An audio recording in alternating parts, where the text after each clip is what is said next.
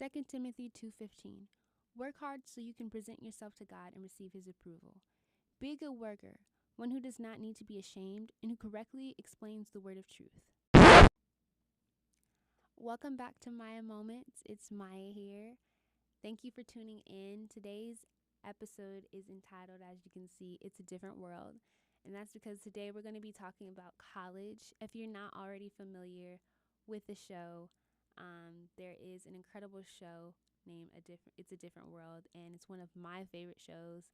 It was kind of like one of those shows when I was growing up is what I expected college to be. And so I just thought it was, relevant to talk about it and entitle this episode that. Today we're going to talk about lessons that I've specifically learned since being in college. And those lessons are layered, they go beyond just, life experiences, but also just for people that may be coming into college or currently in college. These might be some tips that can help you in your journey. Also talking about my experiences specific to LU. And then also my expectations versus the reality of just college in general. And also, another discussion that I thought was relevant specifically towards college is financial literacy and responsibility. And it's something that a lot of people know. We all know tuition is expensive and college is expensive. And it's kind of the butt of the joke as a college student, people, when they talk to you or that are graduated, oh, I remember when I was in college and I was struggling. But I don't think we ever have conversations or the conversations are as frequent with people when we talk about understanding financial literacy and credit and all those different things. And so I just wanted to give some simple, just knowledge that I've learned, that knowledge that's been given to me that I feel like isn't commonly known but should be more commonly known. And yeah, we're just going to get into this. And I pray it helps somebody, all these different tips, tricks, and just knowledge. I do want to say, if you have the privilege of knowing these things already, share it to somebody else that you feel may not know it. There's knowledge is power, and a lot of people do not have knowledge, and so they feel powerless. And if you can be one that can help somebody else, do that. So let's get straight into it. So going into some lessons that I've learned since being in college, you just come into yourself. And personally for me, this podcast, I know we're still getting into the nitty gritty of it, and I have some exciting topics for you guys. So I'm so excited for you guys to understand my perspective on a lot of things. But like I said, when I did the trailer, and I've said in a couple different episodes, these are personal for me. This whole Maya Moments podcast is personal for me. And so I'm going to be always speaking from my perspective of things, and having others on that will also speak from their perspectives. But today's only me. So my perspective on lessons that I've learned, I feel like the best thing that I ever did for myself was moving away from home, in the sense not even just oh, I'm moving away from home, going to a dorm, being on campus, but I literally moved out of state. I'm from California and I moved to Virginia. And I think the process of moving, it was hard. I'm not lying. I'm not gonna sugarcoat it. It was hard. And it still is a difficult thing. It's easier now because I'm used to being in Virginia more than I am in California now.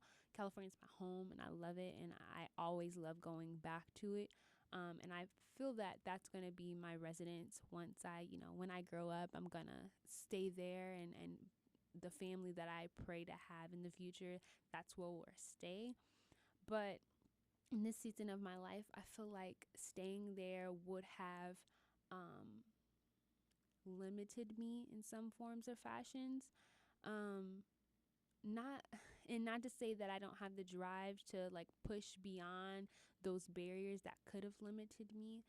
However, I do think sometimes you got to give your own self a head start, and you got to do things that make you uncomfortable. My favorite position, I actually do not like change, but my favorite position in life is the uncomfortability that anytime that I feel.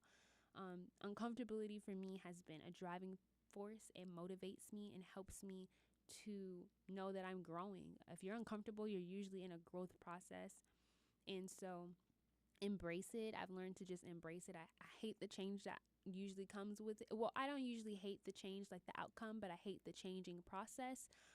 Like I hate moving, even though I move all the time and all those different things. But the uncomfortability of growing, I've learned to embrace that part of change and to just like allow, every lesson every L has a lesson in it. So I've just been able to come into myself in those instances though because of the move. And so um it's it's easy to get comfortable in systems and in things because that is the way it's always been. So when you are thrown into a whole new environment, when I came to Virginia, I knew nobody. And it was me literally building relationships and having to go the extra mile and do things that I've never done before. And I'm so grateful for those experiences though, because when you put yourself out there like that, it allows for you to feel almost like, okay, there is no limit. So, moving away from home has kind of put me in the thought process of like, okay, what is waiting for me when I get home right now? Is there anything waiting for me when I get home? If not, how can I make something happen at home, or where do I need to go next? And so that's been one of the largest lessons, was just coming into myself and learning Maya. Is all that I've been trying to say is I had to learn myself and what I liked. And there's things that I used to want, or even attitudes regarding, life in general, that have changed due to me coming into my own. And I know that's one of the things about growing up in general, is like the things that your parents have always taught you, certain things you don't accept for yourself anymore. You kind of move past them. And I'm grateful for my parents. They always guided me. They guided me through everything, but they always allowed me to come to my own conclusions about things. That's not exclusive to college. That's been their parenting style. So I kind of already knew certain aspects of my life that I wanted to go in, and they kind of helped me cultivate those things. I'm very expressive with my family, and that's for a different day. But yeah, that's one of the lessons, was just coming into myself. And another lesson was the importance of networking and building a reputation. I really feel, we're in college for a lot of people are in college for 4 years for the degree program. And the majority of that time, though it's spent in classes and things, I think the only reason, most people know you're in school for 4 years, but only 2 years of it is really like dedicated to your degree plan, and maybe even less. And I feel like that other time that you're just in the common general classes with every other major known to man at your university or your college, I feel that's when you should be networking, finding people who are not going down the same path as you necessarily, but maybe they have the same goal as you, or a similar goal, or your goals complement each other. And I'm not even talking about I'm not talking about relationships in a romantic sense. We had a whole episode on that, and you can go listen to Love a Different Day. I'm talking about relationships with other people that might not even turn into a friendship, but they are valuable for you, like lawyers, and you can find people that are assets, and how you can be an asset to somebody else. That might be your future client. But if they don't even know who you are because you sat next to them this whole time and you never said hello to them, it's very important in college to network. And networking is honestly literally just walking up to somebody you may have not known before, or you see a lot but you've never introduced yourself to, and saying, hello, my name is this is what I am here for, this is what I plan to do. And just being familiar, like a familiarity helps with a lot of things. There's so many people that I met here in college that I've been able, I do a lot of things on campus with the ministry I'm a part of. Shout out to BTG. And so a lot of the creative things that I do, because I help in the creative department of like average just marketing in general for our social media accounts, has come from literally just networking. Like, I who do you find to do like trailers for like promo videos and like taking pictures and all those different kind of things. Now, I'm blessed because our ministry is a lot of creative people, so they have contacts and things of that nature. But for the things that I do, I usually already had somebody in mind that wasn't a friend of mine necessarily, but was somebody that I had networked and been familiar with them before, and I was able to help them because they're getting to put on their portfolio now as a student that they helped do, or they have done a promo video before, or whatever the kind of just work they may have done for us. And I am helped because I got a service. And usually now, if you're an amateur, in college or whatever, you don't have to pay for certain services, or it's a minimal fee. Now, if someone has, let me just put this disclaimer out because I am creative and I'm always going to advocate for creatives. Do not, do not, do not, you know, ask for services for free from someone that does have prices. If they tell you your rate is 100 and you can't do 100, then that is your problem. You need to move on. Do not make it somebody else's problem that you can afford them. And that's all I'm going to say on that. But also, I just think you have to be a go-getter in your field early on. For me, I wasn't, and this is where I wish I was.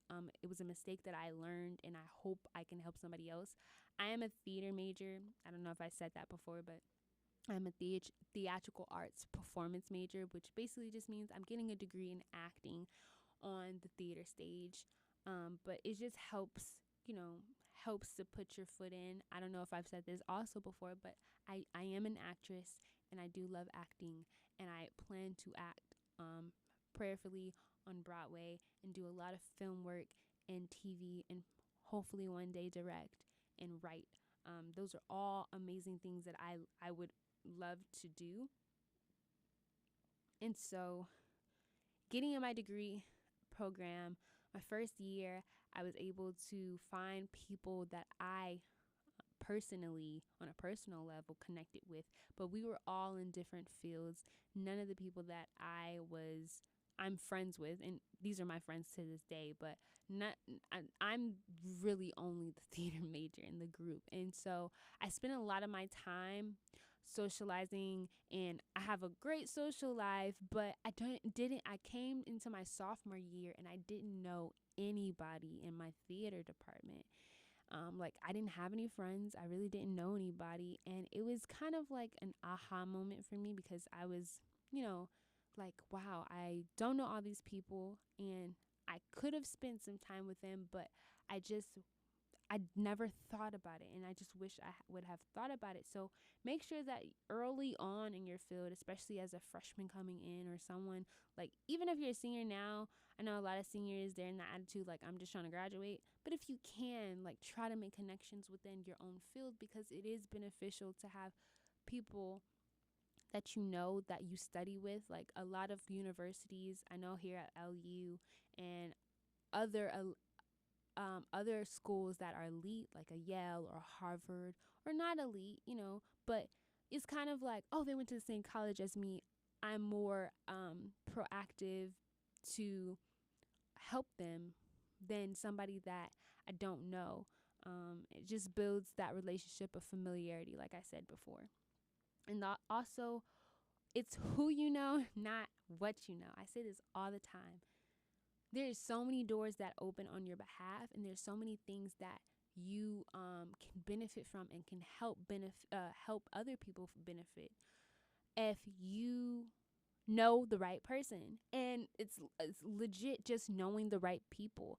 You can know all the information in the world, but if you don't have a person who is in a position to help you do those things, you have already put yourself 2 steps behind. And so that is another reason why I say relationships are super important.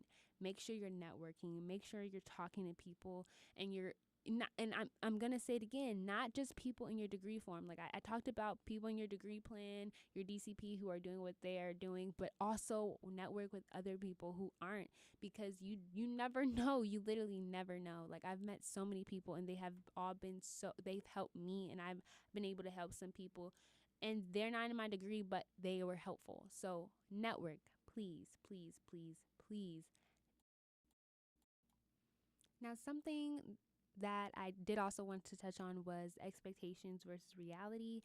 And I'm not going to go too much into it, um, because there's so many different things that I could talk about. But one of the biggest things was, if I didn't go to Liberty, I just want to let y'all know I was expecting to go to Howard University, honestly. And I made the decision a really long time ago, though, like around my sophomore year in high school, that Liberty is where I wanted to go. And it was kind of set in stone from that point on. That's just the type of person I am. Once I kind of dig my heels in on something, that's what I'm going to make accomplish. So once I got my acceptance letter from Liberty, it was kind of just like, that is what it is.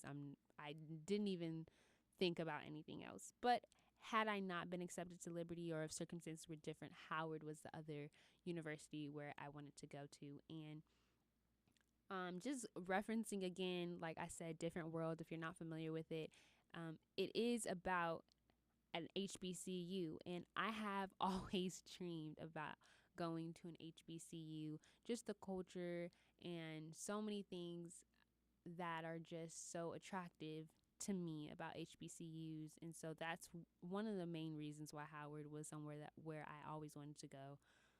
But also because they have a really good acting program, but that's neither here nor there.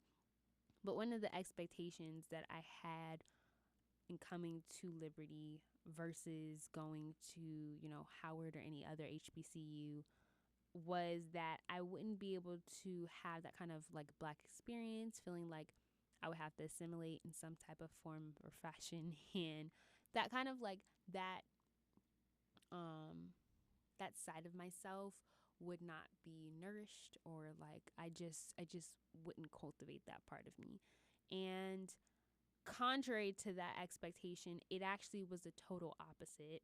When I got here, I was able to connect with people.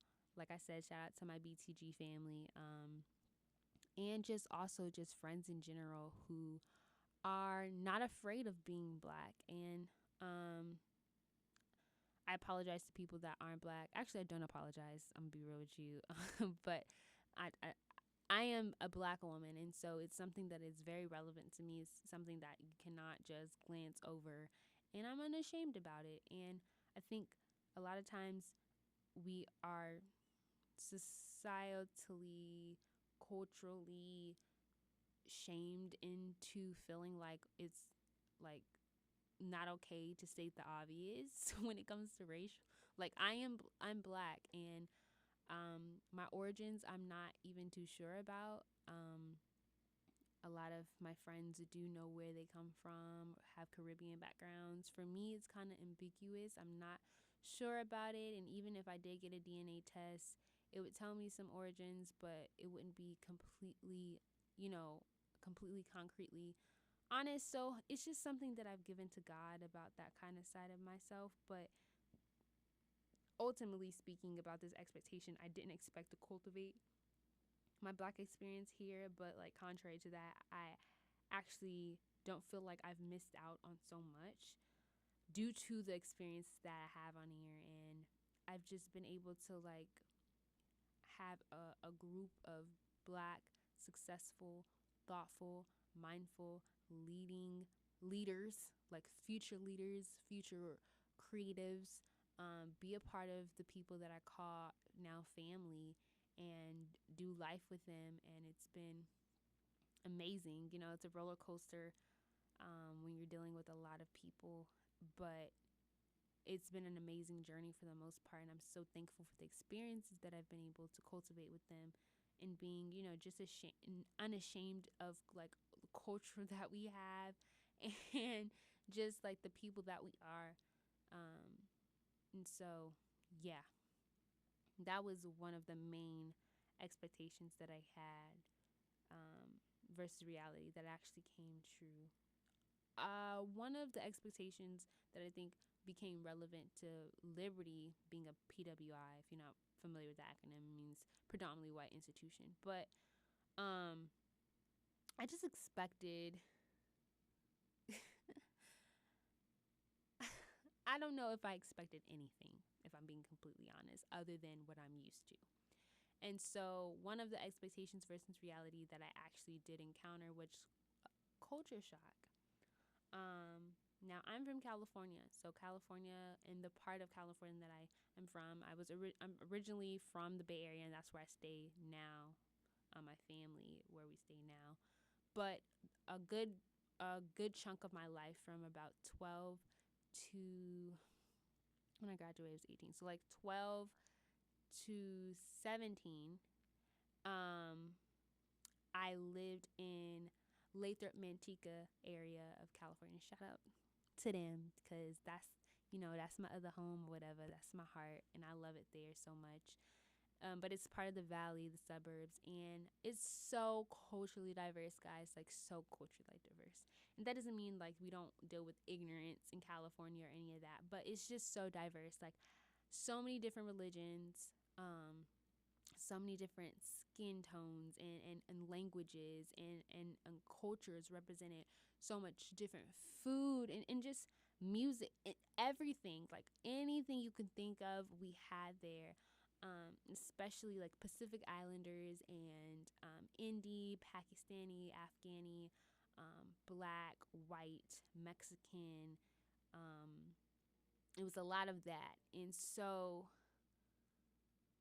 being that when you are in the know about other people's, culture, you're more or less to be ignorant and say ignorant things.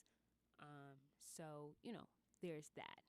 So coming to Liberty, coming to Virginia, it was my first time, and I'm first time seeing Confederate flags, and back at home, there's not a lot of, there might be some Trump supporters, but they're not as outspoken about it.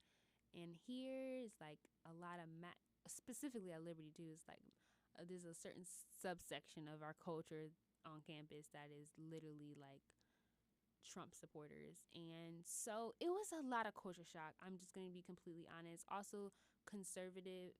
I'm not to say that I'm not conservative in some aspects of my life, but a lot of the like conservative ideals, like as a whole package, I wasn't as familiar with.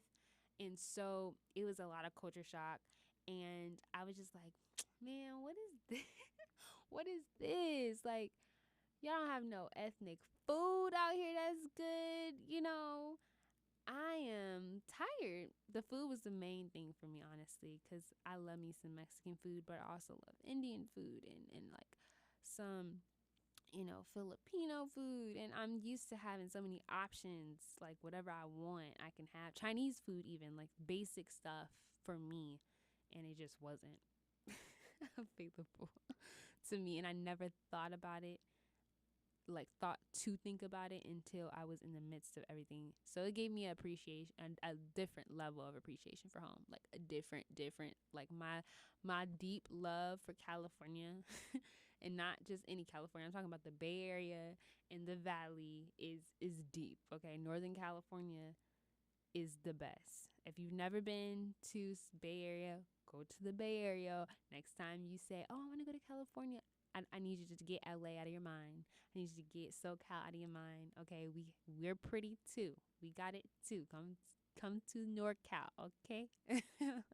But yeah, so culture shock was a big thing for me. It's still something that I'm actually navigating towards, because a lot of times I'm like, I do not understand what's happening. But guess what? It's okay to be someone that is a minority in thought. It actually helps you sort out if what you believe is what you actually believe, or do you believe it because everybody else believes it. And there's a lot of things, like I said at the beginning of this, that I came into myself, and I began to see attitudes and things that I didn't agree with anymore, now that I wasn't around so many people that did agree with it. and I looked at it from a different perspective, I'm like, no. But most things, I'm kind of like a 10 toes down type of person, and I don't really do or think like everybody else anyways. So 98% of stuff I had already come to an understanding of, whether the majority liked it or not. But also, it is sometimes necessary to be around. You have to find respect for people, whether you agree with them or not. I have a lot of friends that I do not agree with a lot of things with, and that's okay. We will still live. They are living their life, and I'm living my life. And when we're together, we enjoy the friendship and the bonds that we have, but we don't have to agree on everything. And it's okay to not agree on everything. And that's that on that. All right. Now I wanted to talk about finances. Like I said in the beginning, I feel like it's something that is the butt of the joke a lot of times, but people don't usually spit game or actually try to help. They'll even say like, "Oh, financial literacy isn't something that's taught," and then it'll be the end of the conversation. But I want to help as much as I can. And like I said, knowledge is power. So if I can help anybody, I'm going to try my best. I'm not going to give away all my secrets, though. I do think there is a level of, how do I put it? You have to be as dedicated to your own success. And I can't give everything away. But I'm going to give the basics because I feel like the basics should be known. And so, first of all, let's talk about credit. And credit is something that is not readily explained to most people that do not already understand. Like, most people just assume that you understand what it is. And to this day, I don't think, well, I take that back. My dad has. But most people just were like, yeah, you need credit. That's like, oh, so I'm going to try to remedy that for some people that don't understand credit or what it is, and possibly help you, give you a couple tricks of like how to better yourself. Now, if you are in college or you are about to go in college, when you turn 18, in my opinion, and this is for people that are responsible, you need to open up at least one credit account and start building your credit from there. So many people wait till after they graduate from college, if they're in college, or after they need credit is when they start even thinking about credit. Try to be ahead of the herd. Try to be someone that is being proactive. So before you need it, you're already doing what you need to have done, because good credit is credit that has history for at least 2 to 3 years and has a good behavior. So no credit is seen as bad credit. So let's just first explain what credit is, though.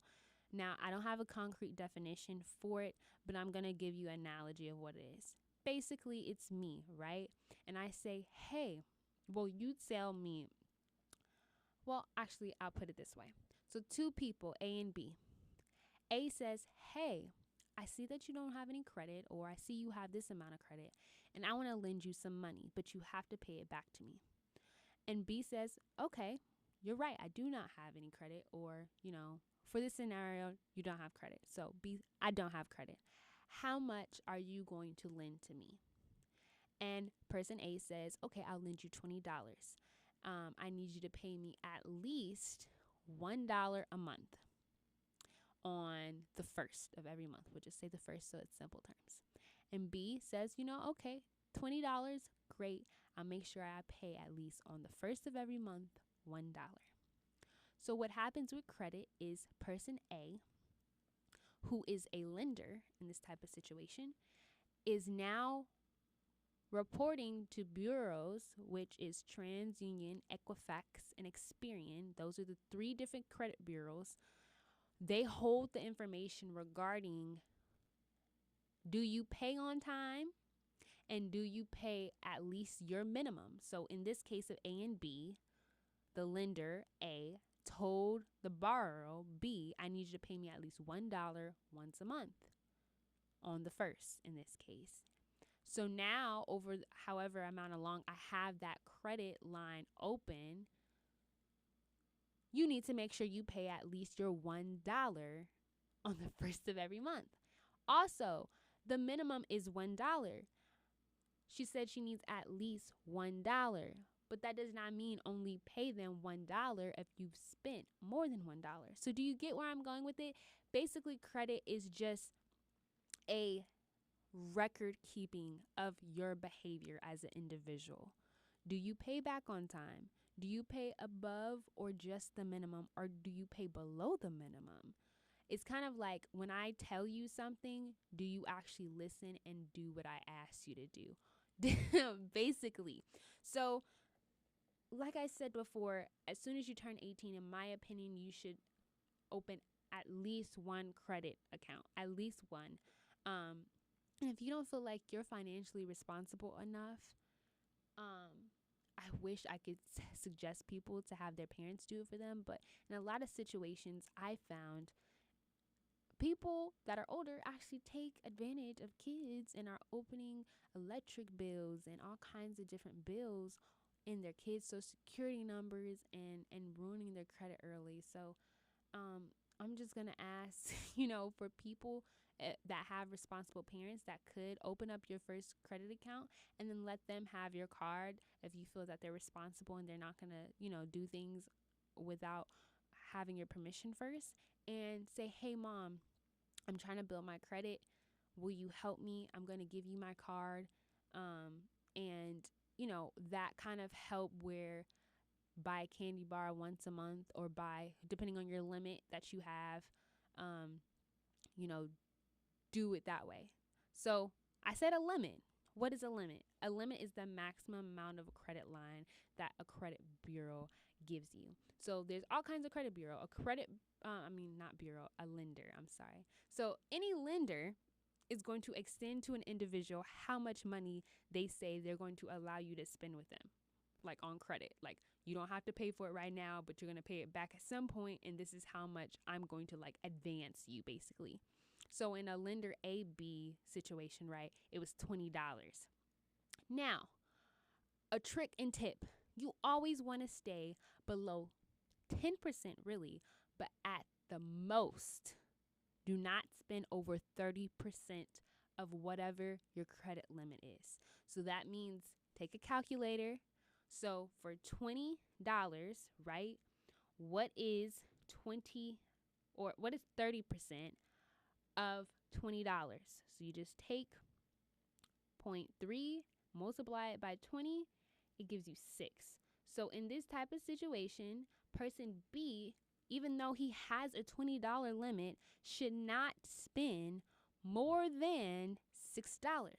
And on that $6, make sure to pay at least $1 on the first of the month. That's credit for you.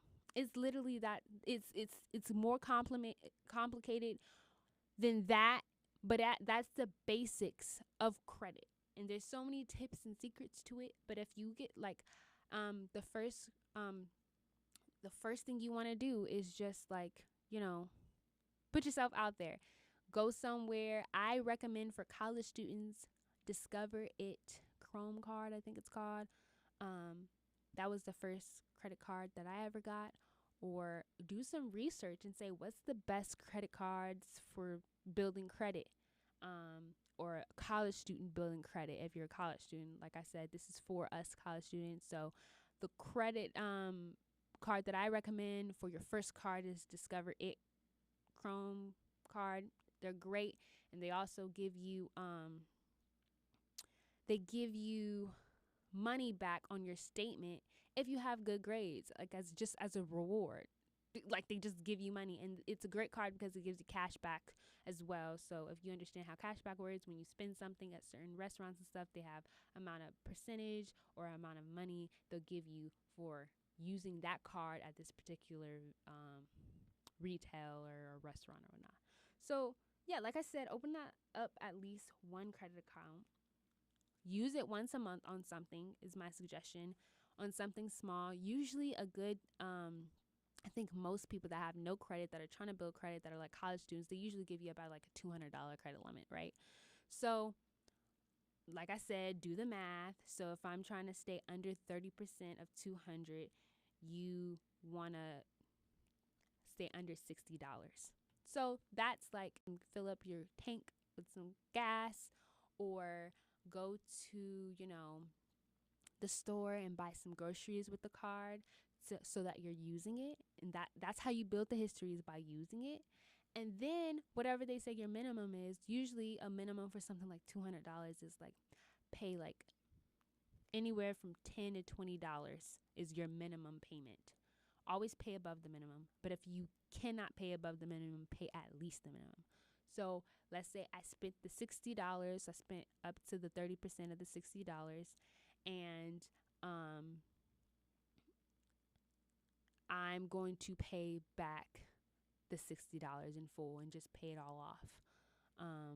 But you don't have to do that. You don't have to. Credit is meant to be credited. So if you have a balance, don't think that that's a bad thing. It's okay to have a balance. It's just not good to have over a balance of 30%. Okay? And I hope this is making sense. So like if I spend $25, my minimum is $10, and I paid off $15. So I had a $25 balance, right? On a $200 limit, right? Okay. And I paid $15. That means my now balance is going to be $10 out of the $200. And that's okay to have. It's just not okay to pay late. And it's not okay to pay below the minimum. And it's recommended that you pay above the minimum. Another suggestion: check your scores. Okay. Check your scores. Now for major credit line lenders, they usually report to all three agencies, like I kind of explained before: Equifax, TransUnion, and Experian. These are the three different credit bureaus. Now, like I said, the bureaus are where the information is stored. So that lender A, in the scenario that I gave before, lender A gave you that $200 or that $20 limit in the beginning, said pay me $1 on the first of the month. Lender A now takes that information and she says, oh, this person, I gave them $20 limit and I told them that they need to pay me the first for $1 every month. And she takes that to either one of the bureaus, two of the bureaus, or all of the bureaus. And then from there, she will now report on if you were late or on time each month, once a month. So your scores literally can differentiate once a month, a couple times a month actually, if you have multiple accounts. Check your bureaus. And I'm going to recommend some apps that I use. Freecreditreport.com is a great one. And that is actually ran by an actual bureau, Experian. So it's important that you are checking your scores, not only just so you're aware, but if something on your account is like not something that you open, you may be a victim of fraud. You know, and this gets a little touchy because, like I said in the beginning, a lot of parents or people will take advantage of their children or younger people and use their Social Security without their account. So you may have like electrical bills or like some stuff that you weren't even old enough to open on your bureau, and it maybe have a derogatory, line on your credit, and you need to dispute that. You need to make it aware that that was not you. And like I said, if you want more in-depth things, I actually could give that. For me, though, the kind of education that I've gotten in credit is extensive, and I cannot give a lot of this knowledge out for free because it would be a disservice to myself, the tips and tricks that I have. But I'm giving you guys basic knowledge right now, and if you go research it on Google, and if you go digging, you will be able to find some tips and tricks that might not be as deep in knowledge as what I know, but it will help you get what you need to get done. Like I said, check your scores. Experience, I said freecreditreport.com, which is also ran by Experian. Another good one that I use is Credit Sesame. You can check your score on there once a month. I forget which bureau it is. Keep in mind each bureau is different. The reason why I recommend freecreditreport.com though is because they actually will allow you to pay to get your all three credit bureau reports once a month for like $30, something like that. And that's kind of expensive, but if you If you care to, you can. Also, make sure you know about, I forget the name of the website, but just Google annual free credit scores and make sure you do that at least once a year. It's free. It's mandated by, the government that you are allowed to get all 3 credit bureau reports for free once a year. So make sure you do that. Also, another tip and trick: do not apply to hard inquiries. So a hard inquiry means it can impact your score. That's what most, when you go apply for credit, that's what most lenders are going to use, a hard credit inquiry. So anytime you do anything, ask people, are you going to run my credit? If they ask for your social, are you going to run my credit? Is this a hard, and asking the question, is this a hard inquiry? A hard inquiry, like I said, will affect your credit. You're not supposed to do more than, I think it's 3 or 4 hard inquiries in a year. So if you're applying to a lot of different places, your credit score will go down if you're applying to more than 3 or 4 in a year, and you just shouldn't do it. I would shy you away from doing it. There's also a soft inquiry. A soft inquiry does not affect your score, so that is the reason why you ask people, are you running my credit? Is it a hard inquiry? Can you do a soft inquiry? Because you don't want it to affect your score. So be careful about that. Do not go running rampant. And yeah, guys, so make sure you download the apps like Credit Sesame, freecreditscores.com. Another good one is Credit Karma. That one you can use multiple times a month, if I'm not mistaken. And so just make sure you're aware of what's going on. And it gets really complicated. It can become really complicated, but as long as you know what's happening, that's what you want to know. I kind of left off at, a creditor, lender will report to all 3, but a lot of major ones do, but other not major ones don't. So make sure you know what's happening on all 3 credit bureaus, on TransUnion, Equifax, and Experian. They may have different information. They may have different addresses for you, different names for you, all kinds of stuff. Make sure you know what's happening on each of the bureaus and dispute things that are not true, and make sure your credit is correct to your conscience. And collections end up happening as well. And like I said, it's a very nuanced conversation, but I just wanted to kick some basic knowledge of credit to you. If you want more extensive, I can help consult you in certain ways for a fee. I'm not even going to kid with you. It's very intensive, and I can't just give out certain knowledge out for free, but I will help with the basics as much as I know how to. And so, yeah, I hope this helps you. I really do hope all that I've said today helps you. And I want to thank you guys for listening to another episode of Maya Moments. Next podcast will be something very, very interesting. So make sure you're staying tuned. Make sure you share this particular podcast with at least one of your friends. And I will see you in the next episode. Thank you, and God bless.